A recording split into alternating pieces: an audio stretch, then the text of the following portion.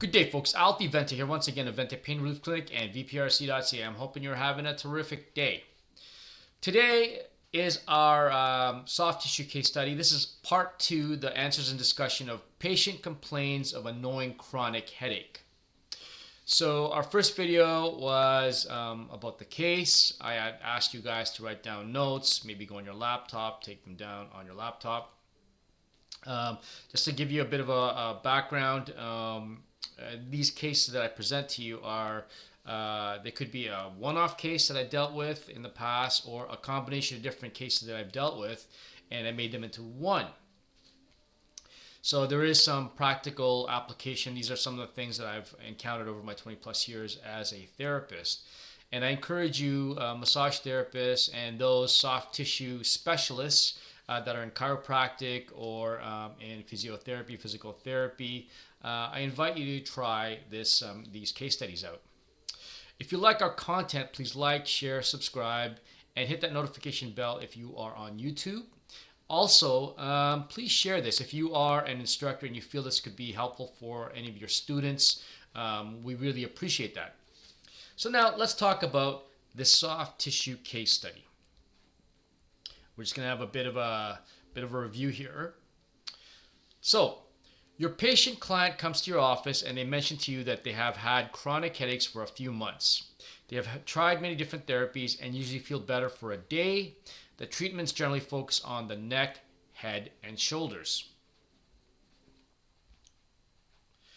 The headaches return with the same low-grade, annoying quality by the second day. Your patient client is slowly becoming worried. She has had multiple Western diagnostic tests and all are negative. And I have to mention that you don't want to assume too much with these cases. Basically, take what information is given to you and work with what is given, like in terms of the case study, the key observations, and any other information that I put out there. On the health history, this is a very important aspect to this case study here. On the health history, it is noted that they had a bad case of the flu that lasted for a few weeks before these headaches started. This individual had fits of intense coughing and also had, at times, difficulty breathing. She is feeling better now. I underline this is like a very important aspect of this case. On a hunch, you decide to assess her breathing and palpate around her rib cage. This will make sense as we progress through the case. You notice that there is a significant degree of muscular and fascial restrictions around the abdominals and rib cage. You also notice that when you ask the patient client to take a deep breath, that their inhalation seems very shallow. This patient client mentions to you that their headaches seem to travel from the temples to the top of the head. They also mention that they are noticing a plugging sensation of the ear and that every once in a while they feel off balance, off kilter. She just wants the headaches to disappear. So there's a quick rundown of the case that is presented to you. Let's talk about the key observations. And once again, I have to mention, try not to overassume too many things. If you are making too many assumptions, it will basically lead you astray from what the answers to this case are. So there's a head forward position that you noticed. A swallow test is positive. Now, if you've forgotten the swallow test or if you're not sure what the swallow test is, you can find this in your assessment textbooks. McGee is one, and it'll give you, some key points in regards to the swallow test. Palpation of sternocleidomastoid and suboccipital show extreme tightness. I want to also add that sternocleidomastoid in this case is actually a lot more tight relative to the suboccipitals. Upper trapezius is incredibly tight, and when pinched, patient client relays to you that there is referral to the temples. So they're feeling a referral to the temples, kind of like a headache to the temples.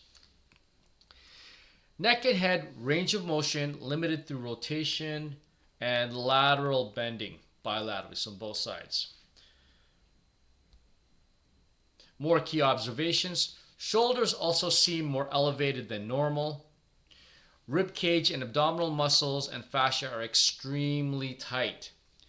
General intercostals and diaphragm are tight and tender, so whenever you're palpating around the rib cage, when you're palpating the intercostal, the person says to you, wow, that's very tender, or they might flinch because it's so painful as you feel around those areas there. You notice that they also have a kyphotic posture observed when patient client is prone. So you can see kind of like a rounding of the back.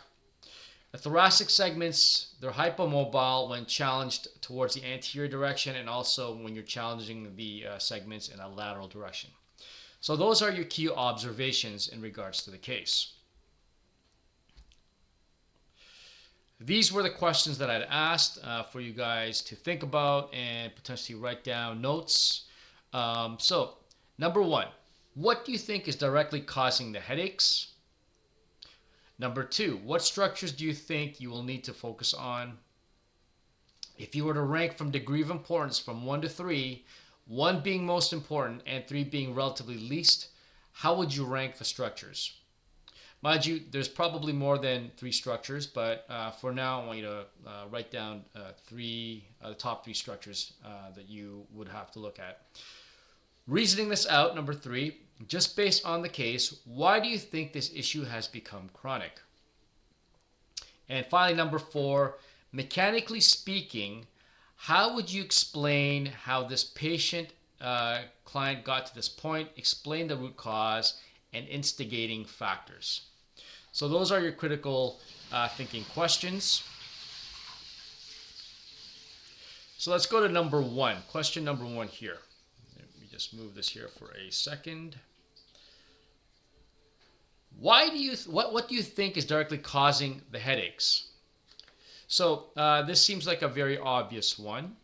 Through the testing, from range of motion to the swallow test and palpation of certain structures that elicit the symptoms. So, for example, when you're pinching the upper trapezius muscle, there seems to be a referral to the temple. It seems the direct cause of the headaches are the SCM, sternocleidomastoid, and the upper trapezius trigger points. The large clue is a pattern of pain that the patient client explains to you. So remember, it was mentioned that the person has headaches to the temples and sometimes moves around to the top of the head. Pain location may fluctuate due to behavior and activity. So, for example, if they're shrugging their shoulders more that day, maybe their head's more forward, they may find that they get those headaches to those certain locations that are tied to those particular muscles. So this is a rough diagram that I made of trigger points of the upper trapezius and the sternocleidomastoid. You'll notice that the black X there indicates where the trigger point usually lies. Mind you, there's more than that one X where the location is. But you'll notice that with the upper trapezius that the focus of the pain is usually around the temple. So it's very concentrated there. It's kind of like in a backwards question mark pattern there.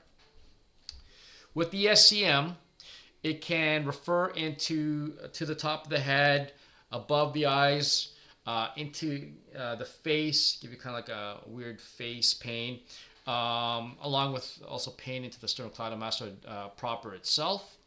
I also have to mention that with the SCM, and you can look this up online, you can look this up in your textbooks, in fact. SCM trigger point symptoms may include a plugging sensation of the ear, and a sense of being off balance or off kilter. Some might say, well, I have this weird vertigo thing going on. But what happens generally is that they go to their doctors, they go to their specialists, their ENTs, and they find that there's nothing going on in terms of their ears, inner ears. They do the neural testing, and there's nothing there in regards to why they're feeling that they're off. Question number 2. What structures do you think will need to that you will need to focus on? If you were to rank from degree of importance from 1 to 3, 1 being most important and 3 being relatively least, how would you rank the structures? This will make sense as we progress through this case study. But number 1, the most important thing you got to look at is the rib cage and diaphragm. Now for number 2 and 3, it's basically 2A and 2B. The upper trapezius for sure, and the sternocleidomastoid, because they are giving those referral headaches to the individual that we are working on. And as I mentioned before, there could be 5, 6, or 7, maybe more structures that you want to deal with, but these are the 3 most important ones that you want to look at. Question number 3. Reasoning this out, just based on the case, why do you think this issue has become chronic? So here's the answer. This issue has become chronic because the symptoms were addressed via the direct work on the SCM and upper trapezius. Nothing wrong with that. So, the person comes in, it seems very obvious. They're telling you they got the headaches at the top of the head, they got like the headaches to the temples, and maybe one of the first thoughts you have is it's probably sternocleidomastoid and it's probably upper trapezius. So you work directly on it. And I have to mention, with the case, it did state that this person had gone to different therapies and different therapists, and most of the work was done locally to the neck, shoulders, and head. The rib cage and diaphragm are the root of this dysfunction. Although the direct exacerbators were addressed, the reason for why they have become exacerbators in the first place were not addressed by the previous treatments, hence perpetuating the chronicity. So in other words, like you worked on, the direct, the muscles that directly impact the head, but you weren't looking at the root for why they became exacerbators. Hence, the person has this chronic issue now. So question number 4, obviously tied in with question number 3. Mechanically speaking, how would you explain how this patient-client got to this point? Explain the root cause and instigating factors. So, number 1, the flu, chronic and violent cough caused the tightness of the fascia and muscles of the rib cage. So you remember that I underlined that the case history part, the health history part was very, very important. The aspect where they mentioned that they had a flu, like a bad flu for a few weeks. Well, that with the coughing, that will cause potential tightness of the rib cage, of the muscles of the rib cage, the fascia, the abdominals, intercostals. 2, the tightness has hindered the movement of the rib cage when breathing. So, with your observation, you notice that the person wasn't breathing as well as they could. They couldn't inhale as well. So that tightness won't allow the rib cage to expand properly.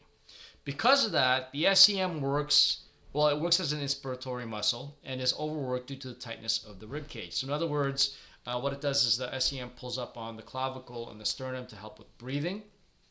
And because everything's so tight, it's got to work a lot harder. So because it's working a lot harder, you get these trigger points that happen along the length of the SCM, giving you those symptoms to the top of the head and the plugging in the ears, by the way. And also that feeling of being off balance, off kilter. The upper trapezius also is an accessory breathing muscle, and just like the SCM, is overworked due to the tightness of the rib cage. So in other words, the rib cage is the primary problem, right? And it's causing these muscles to behave in this way where they have these trigger points because they are overworked. The reason why these muscles keep becoming triggered is that the rib cage has yet to be addressed. Right. So again, going back to this person's previous treatments, they had local treatments to the head and neck, but it was better for a bit, and then the next day they felt it coming back, and that's because the rib cage was not addressed. Addressing the rib cage tightness allows for the rib cage to potentially expand better, decreasing the extra work the 2 muscles are asked to perform. So working on the fascia, working on the intercostals, the abdominals, the diaphragm, will potentially decrease the amount of work that the SCM and the upper trapezius have to do because things aren't as tight and as restricted. Short term, you address the SCM and upper trapezius. Long term, and for a longer duration during treatment, the rib cage must be addressed. Okay, because if you just constantly work locally into the SCM or any neck muscle for that matter, this person will probably not get better. Right, so what you want to do is you want to improve the movement of the rib cage. So then again, underline so that the SCM and the upper trapezius don't have to work as hard. So there you go. That's question number 4. What was your theory? Many of you guys probably have different theories or came to different conclusions. How did you get to those conclusions? I'm actually very curious to know. Comment below. I want to see what your thinking was in regards to this particular case. I'm very, very interested. Thank you for watching. We really appreciate it. Again, please like, share, subscribe, ring that notification bell if you're on YouTube. And also, please follow us on our social media and visit our website. We have two websites. They have more clinical videos, and it's more targeted towards patients. VentePainRelief.com and VPRC.ca. That's our pain relief fitness website. Again, my name is Alfie Vente. By the way, pay attention over the week. I'll make announcements in terms of next videos coming up, next case studies. If you have any questions, feel free to, again, comment below. My name, again, is Alfie Vente of Vente Pain Relief Clinic and VPRC.ca. Have yourself a good one, and we will see you in the next video. And thank you for participating. Take care.